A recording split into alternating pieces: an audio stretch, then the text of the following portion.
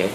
My name is Robbie Whyte. I work for People's Coffee and my role is miscellaneous. I am mostly sales and account care, which means I look after the cafes that we supply, and then I do an awful lot of training with all the baristas that work at the cafes that we supply, and then I do a bunch of quality control, which means working with Renee to buy coffee and figure out how to make it taste best.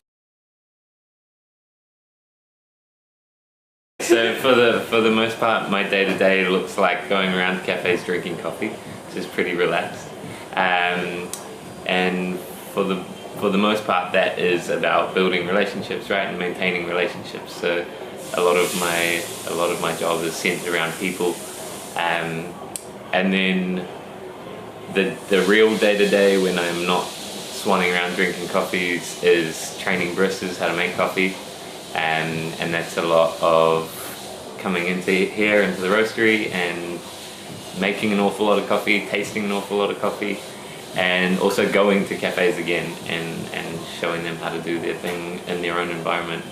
Again, it's very people-centric. And then the part that I love the most and enjoy the most is working on the coffee with Renee, our roaster, and also just talking about what our role in this system is, and how we do our job the most ethically, and look after people as well as we can, right? That's the sustainability part, I think.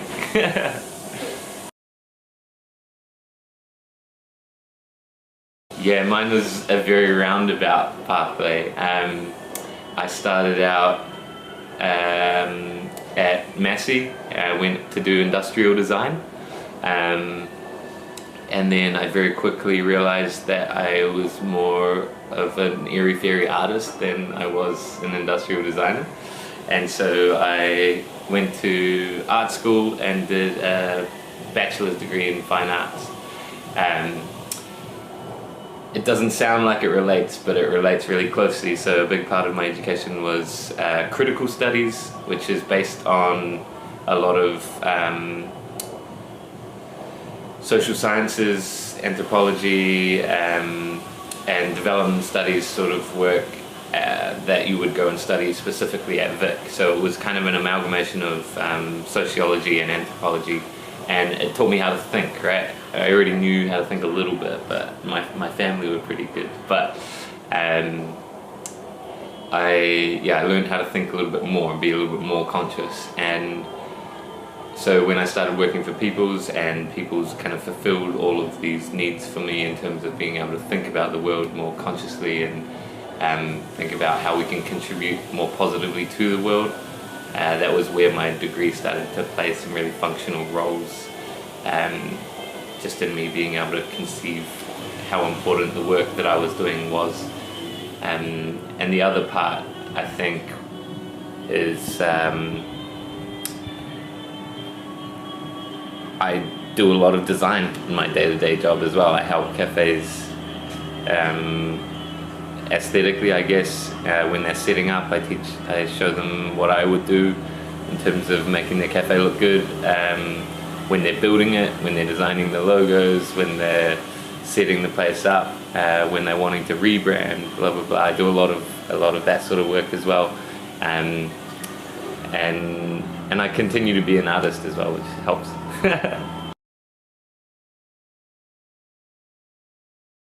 Again, pretty roundabout, but I was working as a barista here while I was at university, and I ended up working 30 or 40 hours a week while I was still studying, and full-time, and it got pretty out of control. But that kind of made me realize that I obviously loved working here for some reason, right? I loved working in coffee and loved the organization. And so when I finished uni, I was managing the cafe Constable Street full-time, and then I went and worked for some arts organisations and did some contract work for council, and did a lot of community work, and those roles were really fun and interesting, but pretty draining emotionally. They were even more exhausting than what I do here. And so I felt like I needed to kind of recenter and focus on one thing, one industry, one job. And so I came back and worked for People's full time, and I ended up doing exactly what I was doing before. I ended up doing 5 different jobs in 5 different directions, and now I do pretty much what I was doing before. I work with people, I do relationship building and sales and account care, which is looking after the clients, the customers that we do have. So that was kind of what I was doing for these arts organizations as well. It just so happens that I enjoy working for People's more than I did the other stuff. And long term, I want to work more in the social development world, and People's leads me there much more directly and much faster. So that's why I decided to keep doing the People's thing rather than being an artist in any shape or form. Yeah.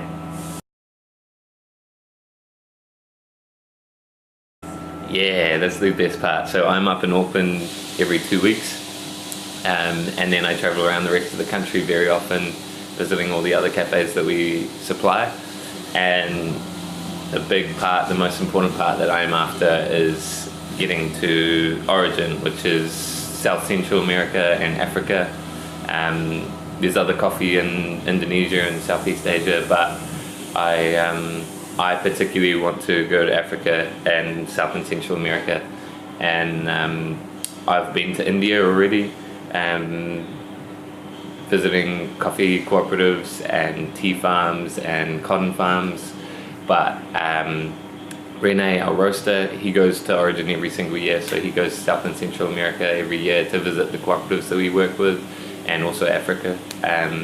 So yeah, there's massive travel opportunities in this organization. I'm not sure what it's like for others, but yeah, coffee definitely, and especially across the world. You know, like I will go to Melbourne in a few months to go visit coffee roasteries and cafes, and there's big trade expos that we all should be a part of, and these weird barista championships scenarios which are all over the world. And so yeah, there's a lot of travel involved if you get into that part of the industry, for sure.